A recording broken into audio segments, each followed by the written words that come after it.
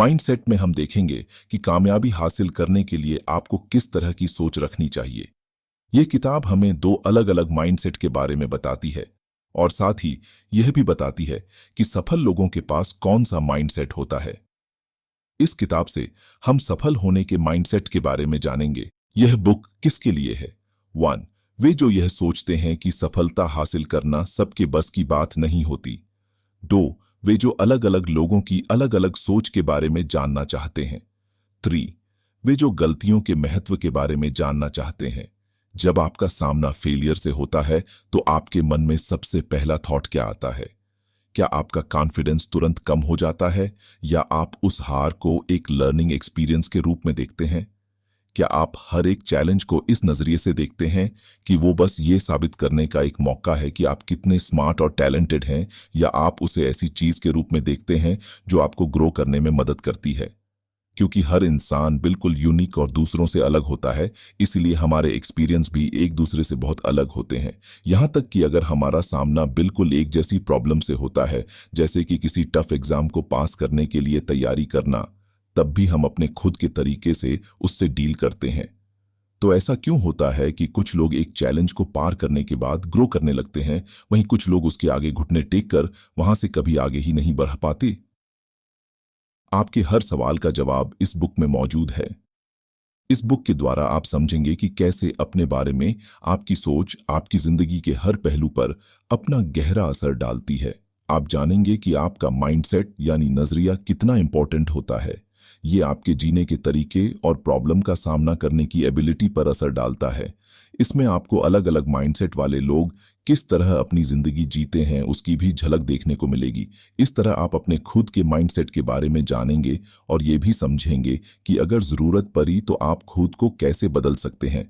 The mindsets, क्या ये प्रकृति है या परवरिश है जो एक इंसान को उसकी पर्सनैलिटी देती है? हालांकि इंसान होने के नाते हम सभी में कुछ बातें कॉमन जरूर हैं, लेकिन फिर भी हम सब एक दूसरे से बिल्कुल अलग और यूनिक हैं। हमारे जैसा बिल्कुल कार्बन कॉपी पूरी दुनिया में नहीं है। कुछ एक्सपर्ट्स का कहना है कि हर इंसान का एक बेसिक नेचर होता है जो कभी नहीं बदलता। कुछ फिजिकल कैरेक्टरिस्टिक का फर्क जरूर होता है जो हमें एक दूसरे से अलग बनाता है। वहीं दूसरी ओर कुछ एक्सपर्ट्स का मानना है कि लोगों का माइंडसेट इस बात से बनता है कि उनकी परवरिश किस तरह की गई थी, उन्हें अपनी जिंदगी में कैसे माहौल और चैलेंजेस का सामना करना पड़ा और वो किस नजरिए से चीजों को देखते हैं।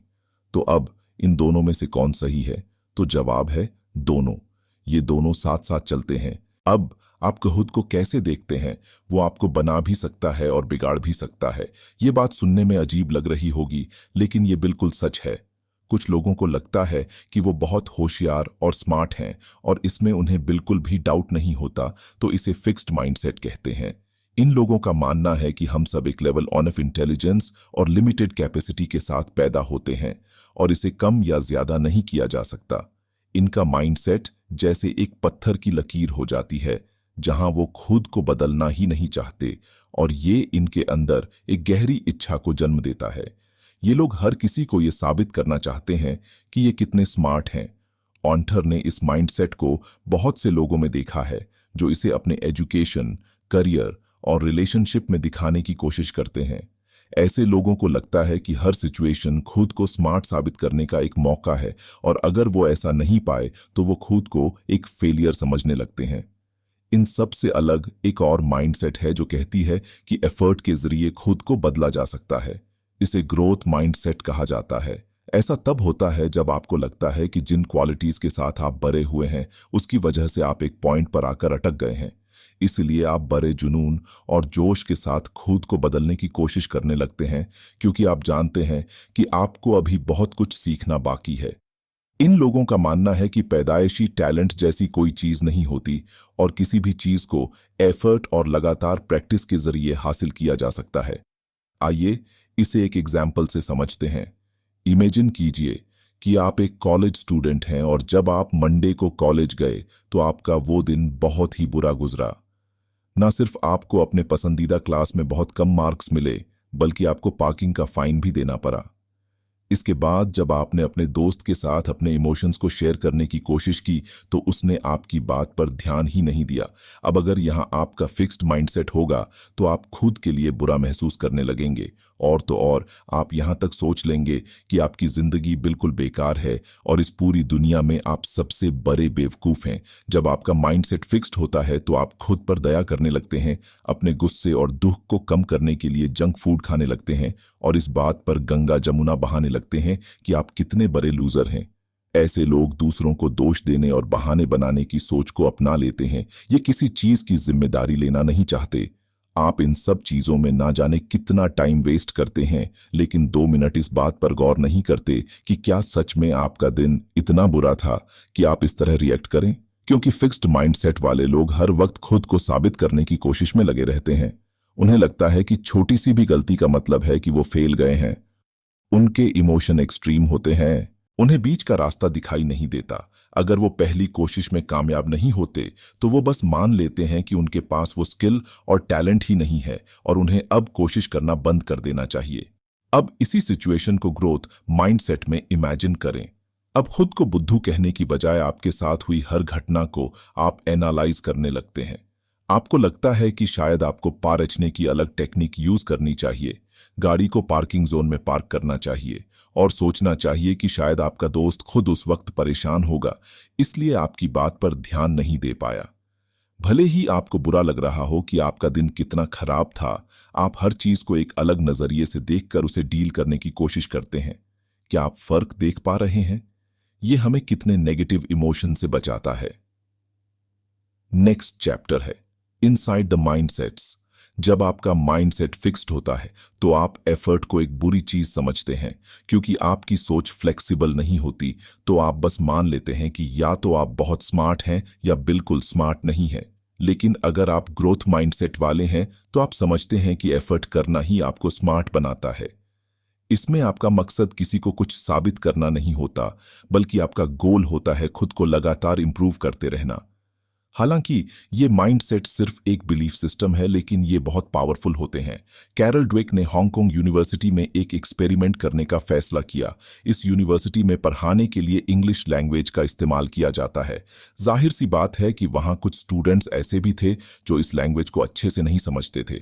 जब उन्हें एक सर्वे में पूछा गया कि अगर उन्हें एक ऐसा कोर्स ऑफर किया जाए जो उनकी इंग्लिश लैंग्वेज की स्किल को बेहतर करेगा तो क्या वो उसे करना चाहेंगे। जिन स्टूडेंट्स ने हाँ में जवाब दिया उनका ग्रोथ माइंडसेट था। उनका मानना था कि आप कुछ सीख कर या खुद को बदलकर ज्यादा स्मार्ट बन सकते हैं। वहीं दूसरी ओर जिन स्टूडेंट्स का फिक्स्ड माइंडसेट था उन्हें उस कोर्स में बिल्कुल दिलचस्पी नहीं थी और उनका जवाब ना था। उनका मानना था कि हर इंसान की बुद्धिमानी का एक लेवल होता है और इसे बदलने के लिए कुछ नहीं किया जा सकता। जब ब्रेन वेव्स की बात आती है तब भी फिक्स्ड और ग्रोथ माइंडसेट के लोगों में अलग अलग पैटर्न देखा गया है। कैरल ने कोलंबिया के लेबोरेटरी में कुछ लोगों के ब्रेन वेव्स को स्टडी किया और ये समझने की कोशिश की कि वेव्स किस पॉइंट पर बरसते हैं या उसमें कुछ बदलाव आता है। उनकी टीम ने कुछ पार्टिसिपेंट्स से सवाल पूछे और उनकी वेव्स को तब मेजर किया गया जब उन्हें यह बताया जाता था कि उनका जवाब सही था या गलत। जिन लोगों का फिक्स्ड माइंडसेट था उनके ब्रेन वेव्स में तभी कोई हलचल दिखाई दी जब उन्हें जवाब बताया जाता था। दूसरे शब्दों में वो लेबोरेटरी में मौजूद लोगों को साबित करना चाहते थे कि वो कितने स्मार्ट और बुद्धिमान थे, लेकिन जब उन्हें कोई इंफॉर्मेशन दी जाती जिससे वो कुछ सीख सकते थे तब उनके वेव्स ने कोई इंटरेस्ट नहीं दिखाया। यानी जब उन्होंने गलत जवाब दिया तो उन्होंने सही जवाब से कुछ सीखने की कोशिश नहीं की। जब ग्रोथ माइंडसेट वालों को स्टडी किया गया तो टीम ने ये देखा कि जब उन्हें कोई इंफॉर्मेशन दी जाती तो उनमें उसे जानने की दिलचस्पी जाग उठती थी। वो स्टूडेंट्स जानते थे कि सीखने से उन्हें आगे बढ़ने और ग्रो करने में मदद मिलेगी।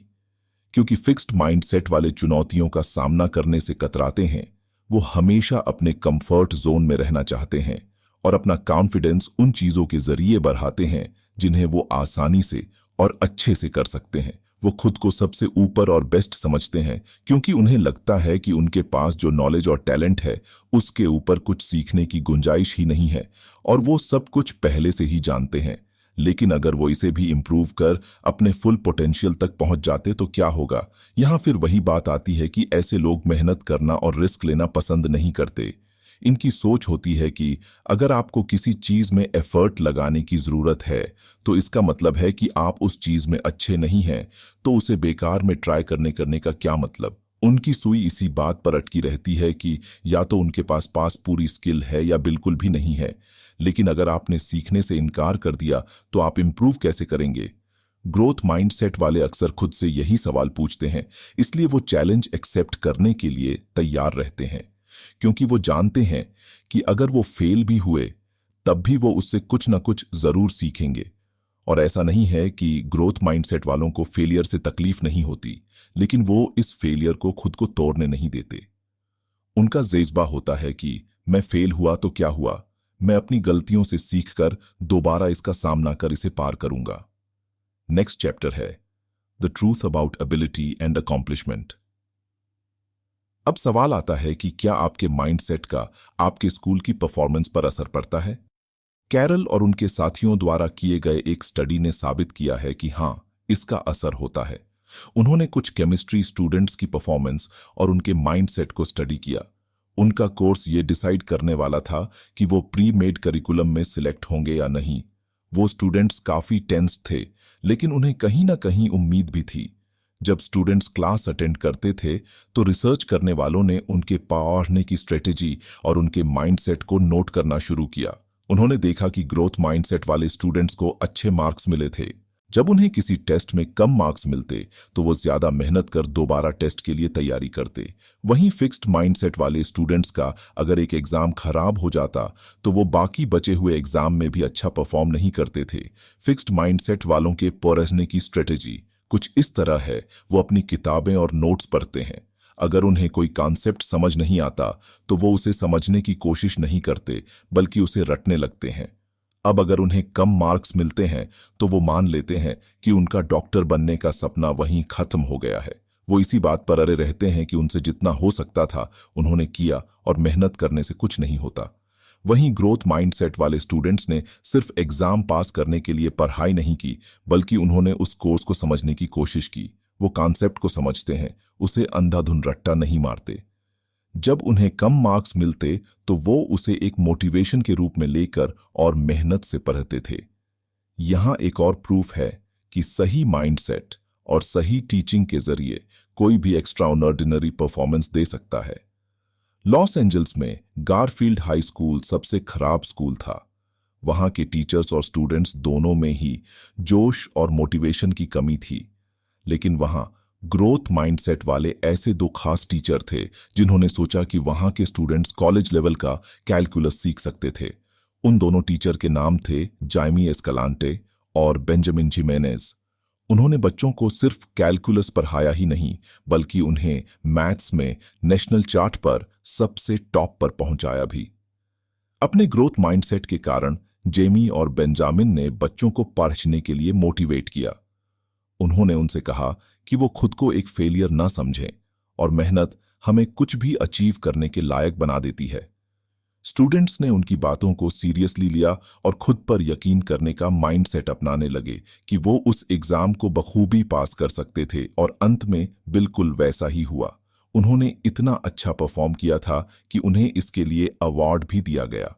तो ये हमें क्या बताता है? स्टूडेंट्स को बुद्धू, स्टूपिड जैसे लेबल देना उन्हें पढ़ने से रोकता है। लेकिन जब इन दोनों टीचर्स ने बच्चों को पढ़ाना शुरू किया तो उन्होंने अपने स्टूडेंट्स को बेवकूफ नहीं समझा, बल्कि इन एक्स्ट्राऑर्डिनरी टीचर्स ने उन्हें मोटिवेट करने के लिए अलग अलग रास्ता ढूंढा। उन्होंने बच्चों पर विश्वास दिखाया और इसी विश्वास ने बच्चों को खुद पर विश्वास करना सिखाया, और अंत में ऐसा रिजल्ट सबके सामने था जिसकी सिवाय इन दो टीचर्स के किसी को भी उम्मीद नहीं थी। नेक्स्ट चैप्टर है sports, the mindset of a champion. अगर आप स्पोर्ट्स में दिलचस्पी रखते हैं तो आपने कई बार इस लाइन को सुना होगा कि वो तो एकदम नेचुरल और गिफ्टेड प्लेयर है। पहले आपकी सोच यही रही होगी कि ऐसा कहने में कुछ गलत नहीं है। वाकई कुछ लोग एक्स्ट्रा ऑर्डिनरी टैलेंट के साथ पैदा होते हैं, जैसे मानो वो एक महान स्पोर्ट्समैन बनने के लिए ही पैदा हुए हों। लेकिन अब जब आपने इस बुक को पार लिया है तो आप इसे एक अलग नजरिए से देखने लगेंगे।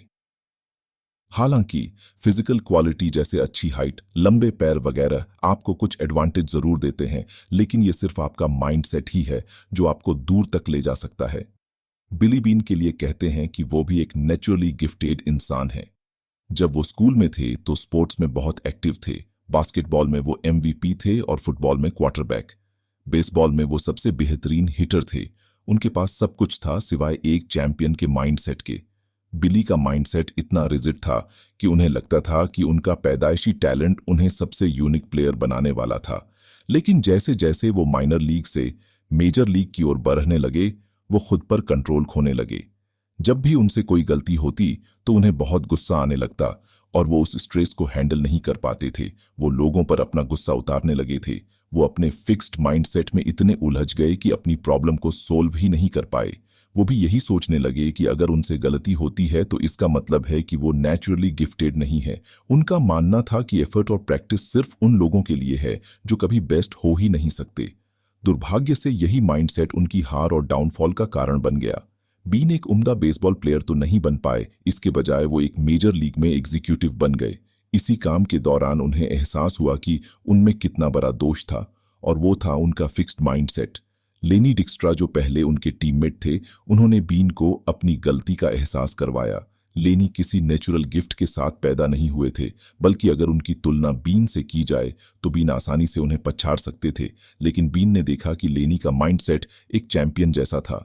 उन्होंने कभी भी फेलियर को हार के रूप में नहीं देखा, बल्कि एक मौके की तरह देखा जिससे वो कितना कुछ सीख सकते थे। लेनी अपने फेलियर को एक सिग्नल की तरह देखते थे, जिसका मतलब था कि उन्हें और मेहनत करने की जरूरत थी। तब जाकर बीन को एहसास हुआ कि चाहे आप में कितना भी नेचुरल टैलेंट हो, अगर आपका माइंडसेट गलत है तो आप कभी एक चैंपियन नहीं बन सकते। एक और जाने माने एथलीट हैं जिनका फिक्स्ड माइंडसेट था।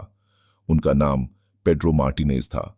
वो बोस्टन रेड सॉक्स के सबसे कमाल के पिचर थे और बिल्कुल बीन की तरह वो हर बार बस जीतना चाहते थे।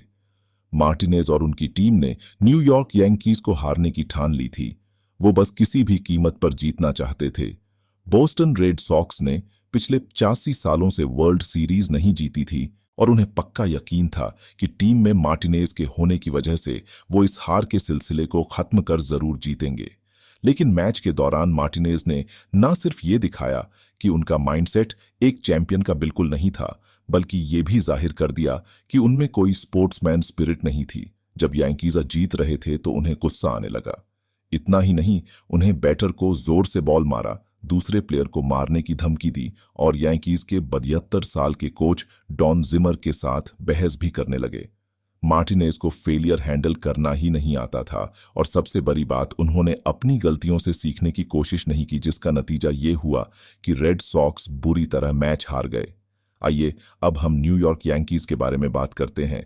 कई लोग इस टीम को पसंद नहीं करते थे, लेकिन फिर भी बहुत सारे प्लेयर्स इस बात से सहमत थे कि इस टीम में बहुत अच्छी स्पोर्ट्समैन स्पिरिट थी। जब 9/11 वर्ल्ड ट्रेड सेंटर का वो दर्दनाक हादसा हुआ तो न्यूयॉर्क के लोग शोक में डूबे हुए थे और उन्हें उम्मीद की जरूरत थी।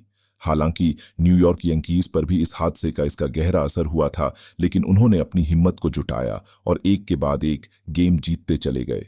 अंत में उन्होंने वर्ल्ड सीरीज में अपनी जगह बनाई, जिसने हर न्यूयॉर्कर के दिल में जोश भर दिया था। इतने बुरे वक्त में जब इंसान की हिम्मत पूरी तरह टूट जाती है, यांकीज ने तब भी अपना जज्बा बनाए रखा।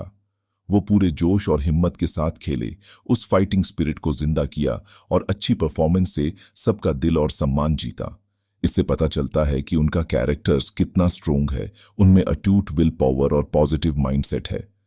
नेक्स्ट चैप्टर है parents, teachers and coaches, where do mindsets come from.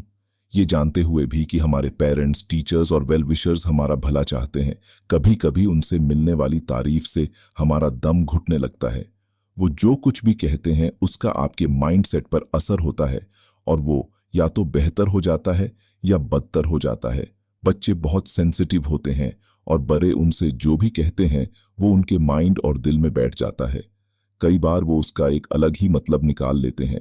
जैसे मान लीजिए कि आपने अपने बच्चे से कहा, तुम तो बहुत इंटेलिजेंट हो, ज्यादा पढ़े बिना भी तुम्हें इतने अच्छे मार्क्स मिले।